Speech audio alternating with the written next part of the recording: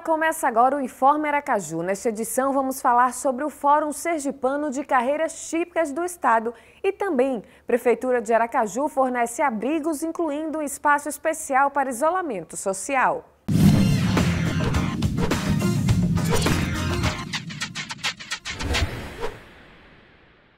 Associações da área jurídica de Sergipe se uniram e criaram o Fórum Sergipano de Carreiras Típicas do Estado, o FOCAT Sergipe. O fórum é fundado em meio às discussões sobre a reforma administrativa e surge com o objetivo de viabilizar a defesa permanente da preservação das prerrogativas funcionais das carreiras típicas de Estado, notadamente daquelas que atuam nas áreas de fiscalização, investigação, arrecadação, controle e preservação da ordem jurídica. Associações da área jurídica de Sergipe se uniram e criaram o Fórum Sergipano de Carreiras Típicas de Estado, o FOCAT. Para falar sobre isso, eu estou aqui hoje com o Isaac Canguçu. Ele é presidente da ADEPOL e coordenador de articulação legislativa do FOCAT. Tudo bem? Fala para a gente o porquê da criação dessa instituição. Esse fórum é importante por congregar as carreiras típicas de Estado, que são carreiras que têm atribuições de altas responsabilidades na República. Então, diante de um cenário que se anuncia reformas administrativas, nós vislumbramos aí possibilidade de ataques a essas carreiras que, ao final, causarão prejuízo à sociedade e não apenas aos membros dessas carreiras. Então, para garantir as prerrogativas, os direitos que primeiro atingiriam os servidores, mas num plano mais imediato, os próprios cidadãos, é que foi criado o Fórum Sergipano de Carreiras Típicas de Estado, assim como já há em outros estados da federação, para não permitir esses ataques a essas carreiras tão importantes para o Estado Democrático de Direito. Então, essa é a importância do fórum, não é isso? Sem dúvida. Essas carreiras estão aqui para prestar um serviço à sociedade. Então, protegendo as carreiras, de uma maneira imediata, se está protegendo o cidadão. Fala para a gente quem compõe o fórum. Esse fórum foi criado por 6 entidades, 6 representações, né? A Associação dos Delegados, a qual eu presido, né?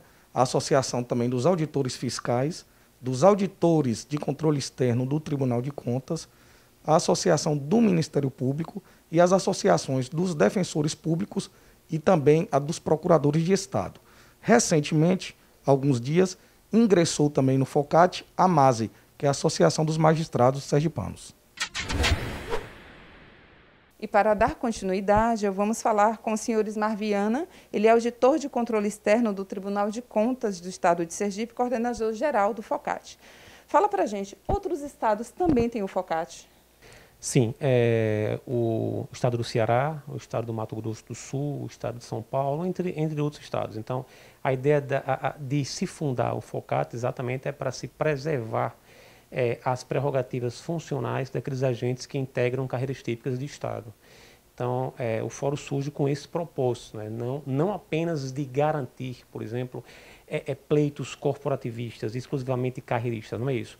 A ideia é de fazer com que essas garantias funcionais elas possam servir ao cidadão, que é o real titular realmente do poder e razão de existir do próprio serviço público.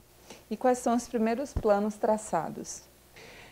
Inicialmente nós tivemos a reunião de fundação, então nós temos pouco mais de uma semana de criação e dentro dessa semana já tivemos algumas carreiras que já procuraram para poder integrar o FOCAT, mas assim, o fórum ele é integrado por entidades homogêneas, ou seja, que representam apenas uma carreira e carreiras típicas de Estado. Então, inicialmente a gente está na fase de idealização, isso foi gestado recentemente. Então, há um projeto de se fazer logo de início um seminário, certo, aqui na própria Assembleia Legislativa, exatamente para que essas carreiras que assim congregam o fórum, elas possam passar para o ambiente parlamentar, para a sociedade em si, qual a razão de existir delas e em que ponto a atuação dos agentes que integram essas carreiras ela pode contribuir para a melhoria na prestação de serviços públicos aqui no âmbito do Estado de Sergipe.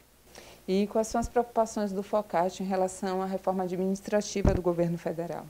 De fato, o FOCAT ele surge aí em meio às discussões sobre a reforma administrativa, na PEC 32 de 2020, E nos preocupa muito porque, a nosso sentir, não há um problema de normatividade constitucional. Então, a reforma surge como se não tivéssemos parâmetros no texto constitucional para poder parametrizar a regimentação dos servidores públicos. E que não é isso. Nós temos o parâmetro constitucional, nós temos um texto de mais de 30 anos, e aí a reforma ela lança a luz em debate, certo? Que, ao final, pode acaba comprometendo a própria prestação dos serviços públicos, certo? Eu daria como assim, exemplo o próprio padrão de funcionamento da administração pública federal, que é integrada majoritariamente por servidores públicos concursados. Então, o nível de funcionamento é diferenciado e a sociedade percebe isso nos estados de igual forma. Só que essa realidade da União e dos estados não é a mesma realidade dos 5.540 municípios brasileiros. Então, ou seja, no outro dizer, é como se os municípios já funcionassem padrão reforma. E por que eu digo isso? Porque nós temos municípios que não realizaram concurso público há muito tempo, ou seja, municípios que funcionam com contratos temporários, com excesso de cargos em comissão. E isso reflete em quê? Em uma falta de profissionalização da gestão pública. A gente não tem a continuidade dos serviços públicos. Então, essa precarização acaba sendo ruim para o próprio cidadão. Certo? Então, se passa uma narrativa de que há privilégios no serviço público, certo? E, em nome disso, se quer realmente mudar a forma de ingresso, porque a regra hoje é concurso público. Então, com a reforma, essa regra se inverte. Ou seja, a regra vai ser a ocupação por cargos públicos comissionados, contratos por prazo determinado, ou seja, há uma precarização que, ao final, em última análise, né, ela vai comprometer a própria prestação do serviço público públicos na área de saúde, educação, certo? Agora, diretamente em que isso vai refletir nas atividades típicas de Estado. É bem verdade que a reforma, em relação às carreiras típicas de Estado, a reforma ela será menos lesiva, não que não será lesiva. Vai ser prejudicial às carreiras, porque quando você flexibiliza as prerrogativas funcionais daqueles agentes públicos que desempenham atividade de fiscalização, investigação, controle, a independência funcional que acaba garantindo a imparcialidade de atuação desses agentes, ela acaba sendo mitigada. Então, assim, quando nós acompanhamos aí debates no ambiente acadêmico, no ambiente institucional, né, há uma tensão entre independência funcional e unidade institucional, ou seja, a pretexto de se garantir uma unidade institucional, alguns agentes têm a sua independência funcional mitigada. Nós acompanhamos debates na imprensa de agentes públicos que foram punidos disciplinarmente em razão de manifestações em redes sociais, ou seja, tudo isso aí é influxo aí de um ambiente que acaba que surge com o propósito de tolher a atuação do agente público. Então, assim, nesse caso especificamente, invoca-se, por exemplo, a imagem reputacional da instituição para poder evitar que o agente público se manifeste sobre situações que não comprometem a carreira em si. Então, a reforma, no formato que ela surge, eu não diria aqui que o Brasil talvez não precisasse de uma reforma, precisa, sim, em alguns pontos especificamente, só que da forma como ela foi posta, ela vai além de uma reforma, ela vai deformar o serviço público brasileiro e não apenas comprometer as prerrogativas dos seus agentes, porque passa-se a impressão de que prerrogativa é privilégio, e eu costumo sempre dizer que a prerrogativa é meio para que a lei seja cumprida e não para que ela seja transgredida. E o privilégio em si é compatível com o Estado Democrático de Direito. Então, a estabilidade ela não é um bônus do agente público, ela se presta ao próprio cidadão, porque o agente público que ele vai, o delegado de polícia, por exemplo, o auditor de controle externo, que vai atuar naquela investigação, naquela fiscalização, ele tem independência exatamente para não ser influenciado, seja para o bem, seja para o mal. Então ele tem a independência como um meio para que ele seja imparcial na sua atuação. E essa imparcialidade, ela é exigida em quem investiga, em quem acusa, em quem julga.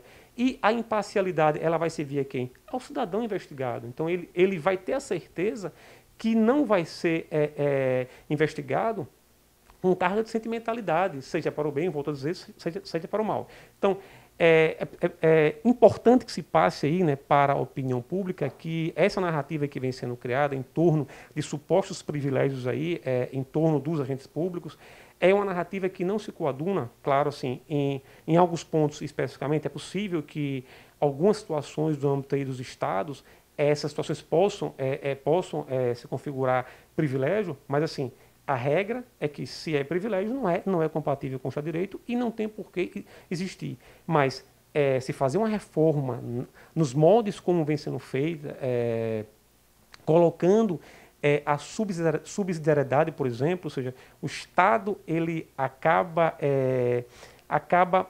invertendo a sua lógica prestacional. Preciso que a sociedade entenda que a razão do Estado é garantir que tenhamos serviços públicos de qualidade, ou seja, educação, segurança pública, saúde. Então, de modo que, para que tenhamos uma saúde pública de qualidade, é preciso que a gente consiga arregimentar médicos qualificados. Para que tenhamos uma educação pública de qualidade, precisamos arregimentar professores qualificados. E qual é a forma de se arregimentar? O concurso público, porque o concurso público ele não é tão somente um meio para democratizar o acesso.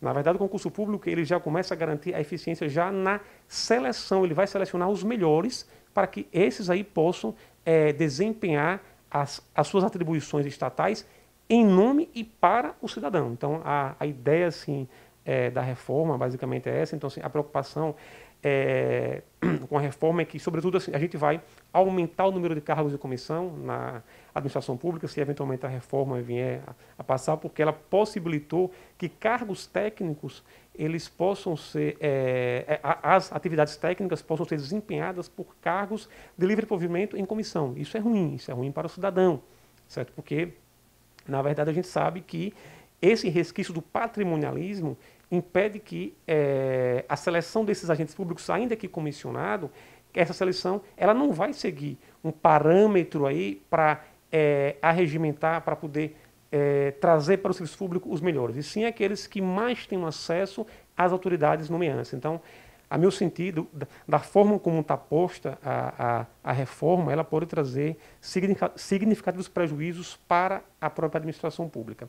É bem verdade também que algumas carreiras, como os delegados de polícia, auditores de controle externo, especificamente o Tribunal de Contas, ou seja, nós temos um texto constitucional, um artigo específico que diz que o Tribunal de Contas ele deve ser integrado por quadro próprio de pessoal. Então,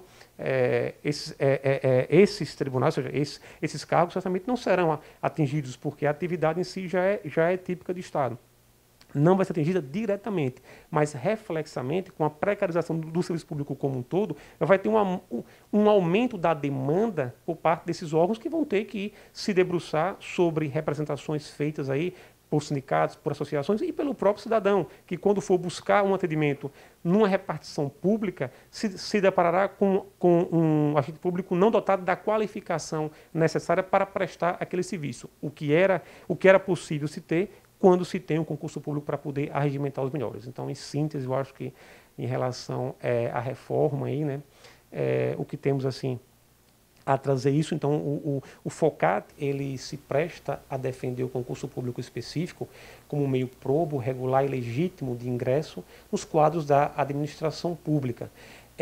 Embora ele seja integrado exclusivamente por carreiras típicas de Estado, isso não quer dizer que não tenhamos o dever, certo, enquanto agentes públicos de Estado, de defender a boa e regular prestação dos serviços públicos, independente de quem venha a prestar esse tipo de serviço. Então, o FOCAT ele surge em meio a essa discussão da reforma. Acho que o momento é oportuno, eu acho que a temática também é relevante, é pertinente. A gente precisa pensar a administração pública, pensar o serviço público como meio em si, entendeu? Mas que não o que não se pode é flexibilizar garantias aí constitucionais, garantias, prerrogativas funcionais que surgem dentro de um contexto constitucional para proteger o cidadão e não para beneficiar exclusivamente qualquer agente público que integra a máquina pública estatal. Muito obrigada pela sua participação. Daiana Santos para o Informe Aracaju.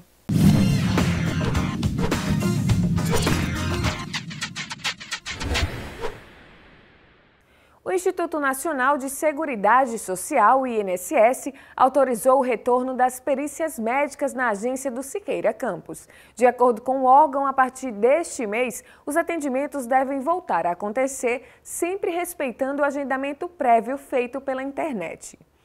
A Prefeitura de Aracaju fornece abrigos, incluindo um espaço especial para isolamento social.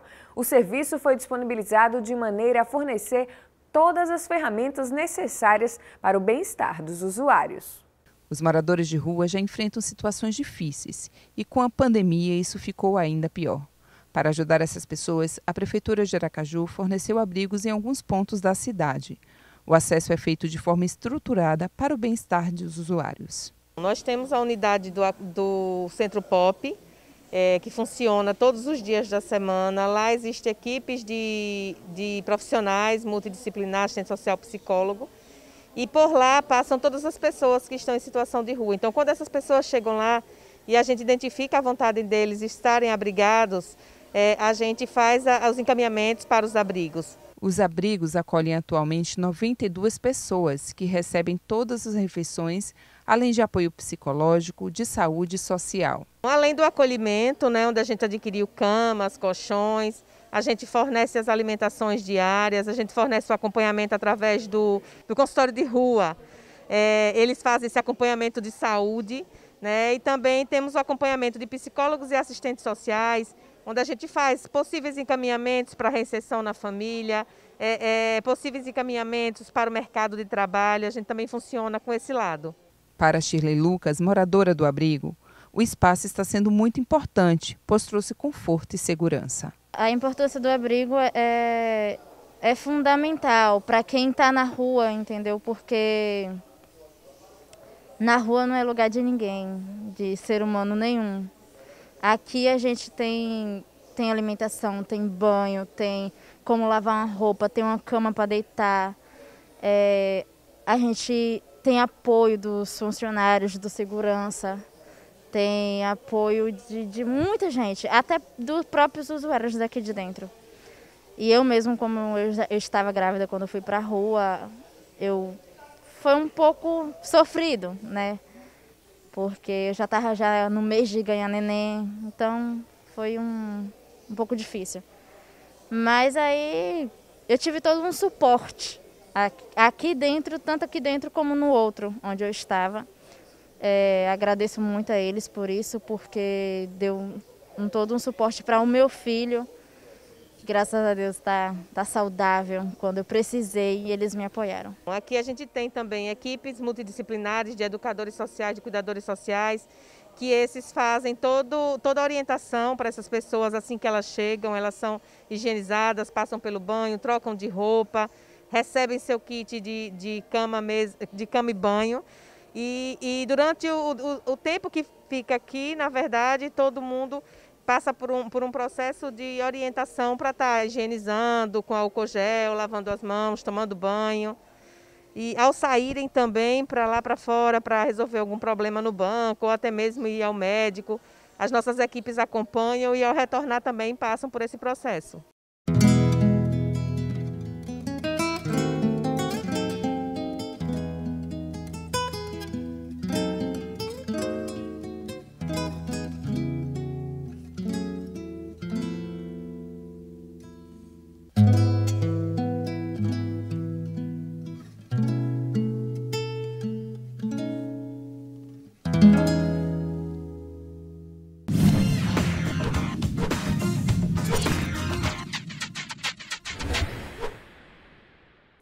O Informe Aracaju vai ficando por aqui. Até mais!